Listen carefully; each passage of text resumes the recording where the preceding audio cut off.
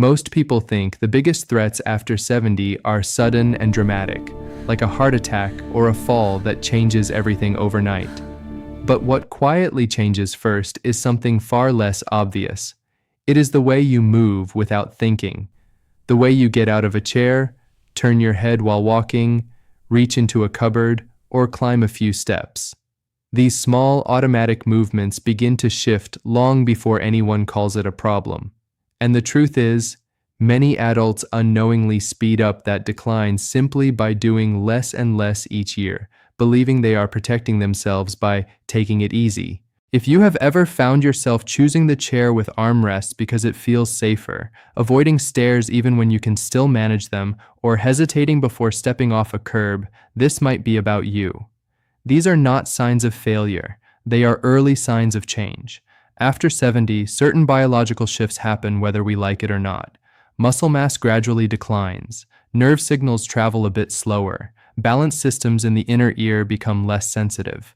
Joints may stiffen from years of use. None of this is dramatic on its own, but together, they subtly reshape how the body feels and responds. One of the most predictable changes is the gradual loss of muscle, especially in the legs and hips. Researchers who study aging often point out that muscle does not just disappear suddenly, it shrinks slowly, particularly the fast twitch fibers responsible for quick reactions. Imagine your muscles like elastic bands. When you are younger, they snap back quickly. With age, they still work, but the snap becomes softer unless you continue to challenge them. This is why standing up from a low sofa feels harder than it did 10 years ago, even if your weight has not changed. The overlooked mistake many people make is avoiding strength-based movement because they fear injury. In reality, doing nothing is often the greater risk. The body adapts to what you ask of it. If you rarely challenge your legs, your brain interprets that as, "We don't need this much strength," and it conserves energy by letting muscle shrink. On the other hand, when you regularly stand up without using your hands, climb stairs at a comfortable pace, or practice controlled squats near a stable surface, your body receives the message that strength still matters. This does not mean lifting heavy weights or pushing through pain. It can be as simple as sitting and standing from a chair 10 times in a row, once or twice a day, at a pace that feels steady and controlled. If that feels too easy, you can slow it down slightly, focusing on lowering yourself gently before standing again. If it feels challenging, you can use your hands lightly at first and gradually rely on them less over time. Small, consistent effort matters more than intensity.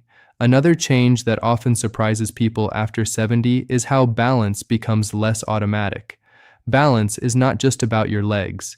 It is a conversation between your eyes, your inner ear, your joints, and your brain. When any part of that system becomes slightly less sharp, your stability feels less certain.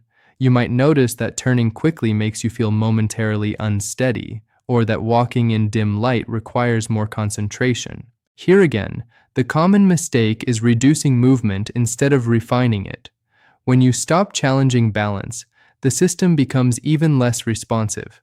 A gentle way to maintain it is to practice standing near a kitchen counter and briefly shifting your weight from one foot to the other. Over time, you might lift one foot slightly off the ground for a few seconds, keeping your hand close to a support surface. This is not about showing off balance. It is about reminding your nervous system that stability still matters. Posture also quietly changes after 70. Years of sitting, reading, using phones, or watching television encourage the upper back to round forward. The muscles in the chest tighten, and the muscles between the shoulder blades weaken. Over time, this can affect breathing. When your chest collapses slightly, your lungs do not expand as fully. You may not notice this day to day, but you might find yourself getting winded more easily. A simple habit like gently drawing your shoulders back and down several times a day, or standing against a wall with the back of your head, shoulders, and hips lightly touching it, can help retrain those muscles. Slow arm movements, reaching overhead within a comfortable range, can also maintain mobility in the shoulders and ribs. These small corrections may not feel dramatic, but over months and years they can preserve the ease of breathing and upright walking. Perhaps the most important shift, however, is confidence. Physical changes after 70 are normal, but how you respond to them determines how much they shape your daily life. When you interpret stiffness or mild weakness as a signal to stop moving, decline accelerates. When you see them as reminders to move wisely and consistently, your body often responds better than you expect. The key is not intensity. It is frequency and intention. Gentle strength work, steady walking at a pace where you can still talk but feel slightly warm, and simple balance practice can send powerful signals to your muscles and brain. Over time, these habits can help you maintain independence in everyday tasks, from carrying groceries to getting up from the floor. And this is only part of the picture. Because beyond muscles and balance, there are deeper changes happening inside the body after 70 that most people rarely consider, especially when it comes to metabolism, bone health, and the way the brain processes movement and memory together. What many people do not realize is that after 70, your metabolism is not just slower in a vague sense. It becomes more selective. Your body becomes more protective with energy, more cautious with repair, and less forgiving when you skip nourishment or recovery. This shift is subtle, but it influences everything from how quickly you regain strength after a busy week to how resilient your bones remain over time. One of the most predictable changes is a gradual reduction in bone density. Bones are living tissue. They respond to pressure and movement much like muscles do. When you walk, climb stairs, or carry something moderately heavy, tiny stress signals travel through your skeleton. In response, specialized cells reinforce the bone structure. But if those signals become rare because daily movement decreases, bones receive the message that they do not need to stay as dense. Over years, this can quietly increase fragility. The common mistake here is assuming that fragile bones mean you should avoid impact entirely. High-impact activities may not be appropriate for everyone, especially without guidance, but completely removing weight-bearing movement can accelerate the problem. Regular walking, gentle step-ups using a sturdy platform, or even light resistance exercises where you push or pull against controlled resistance can stimulate bone tissue in a safe and gradual way. The key is consistency and progression that matches your comfort level. If something causes sharp pain or lingering discomfort, it is a signal to adjust, not to quit moving altogether. Another shift that often goes unnoticed is how the body handles protein and muscle repair. As we age, muscle becomes slightly less responsive to small amounts of protein. This means that eating very little throughout the day and then having one large meal at night may not support muscle maintenance as effectively as spreading protein more evenly across meals. You do not need extreme diets or complicated calculations. Simply being mindful that each meal contains a source of protein, whether from plant or animal sources, can help support muscle preservation alongside movement. Hydration also becomes more important than many people realize. The sensation of thirst can decrease with age, meaning you may not feel thirsty even when your body would benefit from fluids. Mild dehydration can affect energy, balance, and even cognitive clarity. Sipping water regularly, especially around physical activity, supports circulation and joint comfort.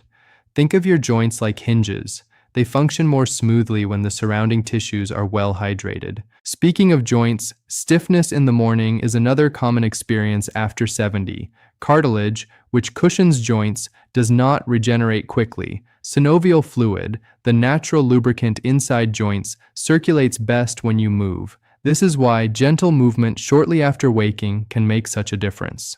Simple ankle circles while seated on the edge of the bed, slow knee extensions, or relaxed shoulder rolls can signal to your joints that it is time to prepare for the day. You are not forcing flexibility. You are warming the system gradually. Cognitive changes are another area people worry about, often assuming that memory decline is inevitable and irreversible. While some slowing in processing speed can occur, the brain remains adaptable throughout life. Movement plays a larger role in brain health than many realize. When you walk at a steady pace, coordinate your arms and legs, or practice balance, your brain is actively mapping space, adjusting posture, and refining timing. This ongoing communication supports neural pathways involved in coordination and attention. One overlooked habit that can support both brain and body is combining light physical movement with mild mental challenge. For example, during a walk, you might gently vary your pace, count your steps in groups, or practice scanning your environment and naming objects you see.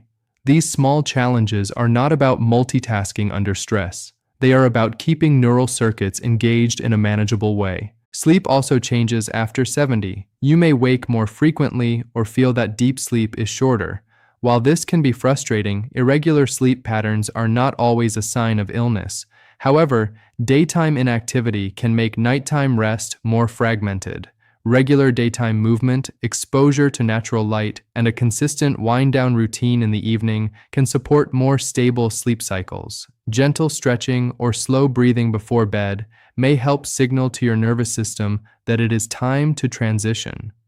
It is important to remember that none of these changes mean decline is immediate or unavoidable in its severity. They are part of a natural biological shift. What determines their impact is how you respond.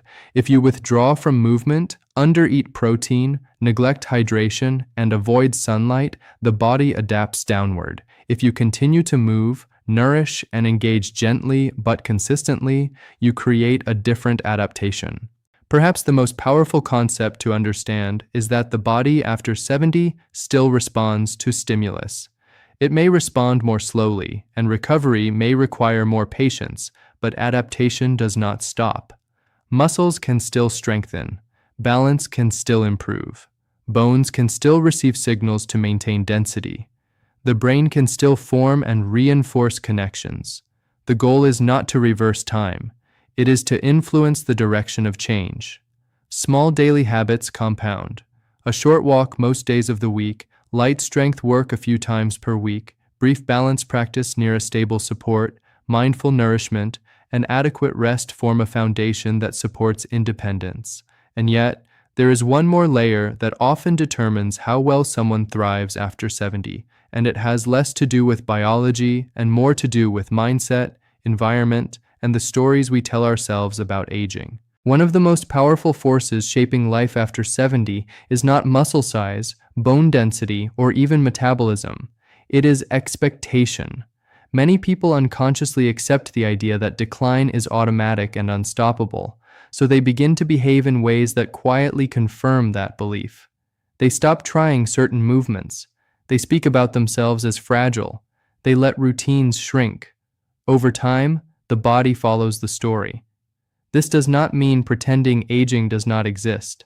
It means understanding that while certain biological changes happen whether you like it or not, the degree to which they affect your independence is strongly influenced by daily behavior. The body listens to what you repeatedly do. If you regularly challenge it within safe limits, it adapts upward.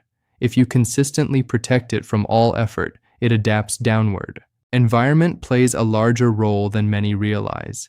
If everything in your home is arranged to minimize movement, such as keeping frequently used items at waist height and avoiding any need to reach, bend, or step up, you may unintentionally remove small but valuable opportunities to maintain mobility. Of course, safety matters. Clear walkways, good lighting, and stable support surfaces are essential.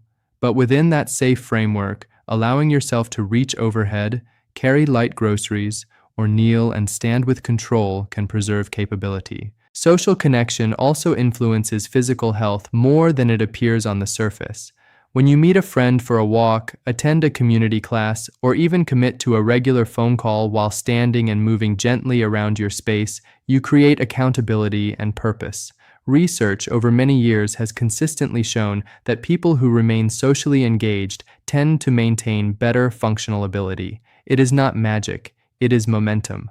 When you feel connected, you are more likely to move, and when you move, you are more likely to feel capable. Another factor that becomes increasingly important is reaction time. After 70, reflexes may slow slightly. This can affect how quickly you correct yourself if you trip or lose balance. The mistake many people make is assuming reaction speed cannot be influenced. While it may not return to what it was decades ago, you can still train your body to respond more efficiently. Simple practices like gently tossing a soft ball from one hand to the other, stepping in different directions on cue, or practicing controlled direction changes during a walk can stimulate coordination. These do not need to be intense or athletic. They simply need to be consistent and safe. Breathing is another overlooked area. As posture shifts and physical activity declines, breathing can become shallower. Shallow breathing may contribute to lower energy and reduced endurance over time. Taking a few moments each day to practice slow, steady breaths, allowing the rib cage to expand in all directions, can help maintain chest mobility. Pairing breathing with gentle arm movements can further encourage coordination between the upper body and lungs. It is also important to address fear of falling, fear of pain, fear of overdoing it. These fears are understandable, but avoiding all challenge because of fear can reduce confidence even more. A balanced approach involves choosing manageable challenges. For example, if standing on one leg feels intimidating, you can begin by lightly holding a countertop and simply narrowing your stance. When that feels steady, you might briefly lift one heel. Gradual exposure builds trust in your body again. Progress after 70 is often quieter than in earlier decades. You may not notice dramatic increases in strength or speed. Instead, progress may look like standing up with less hesitation, walking a little farther before feeling tired, or recovering more quickly after a busy day. These subtle improvements are meaningful. They reflect resilience. It is worth repeating that this information is for educational purposes and not a substitute for personalized medical advice. If you have specific health conditions, recent injuries, or concerns about starting new activities, speaking with a qualified healthcare professional can help you tailor these ideas safely. Individual needs vary, and listening to your body is always important. The central message is simple. After 70, muscle tends to shrink, bones can thin, balance may shift, metabolism becomes more selective, sleep patterns change, and reaction time may slow. These processes are natural, but how deeply they affect your daily life depends largely on whether you continue to move, nourish, breathe deeply, and engage with the world around you. Take a moment to reflect on your current routine. Are you still challenging your legs when you stand up? Are you practicing balance in small, safe ways? Are you walking often enough to feel slightly warm and energized? Are you giving your body the nutrients and hydration it needs? These questions are not meant to judge, but to guide awareness. Aging is not a single event. It is a series of small changes. The same is true for strength, stability, and confidence. They are built or reduced through small daily choices. If you found yourself recognizing some of these habits in your own life, that awareness is a powerful first step. I would love to know which of these changes surprised you the most, or which small habit you feel ready to improve this week. Share your thoughts in the comments so others can learn from your experience. And if you value clear, evidence-based health guidance designed to support independence and long-term function, consider subscribing so you do not miss future videos that build on these principles.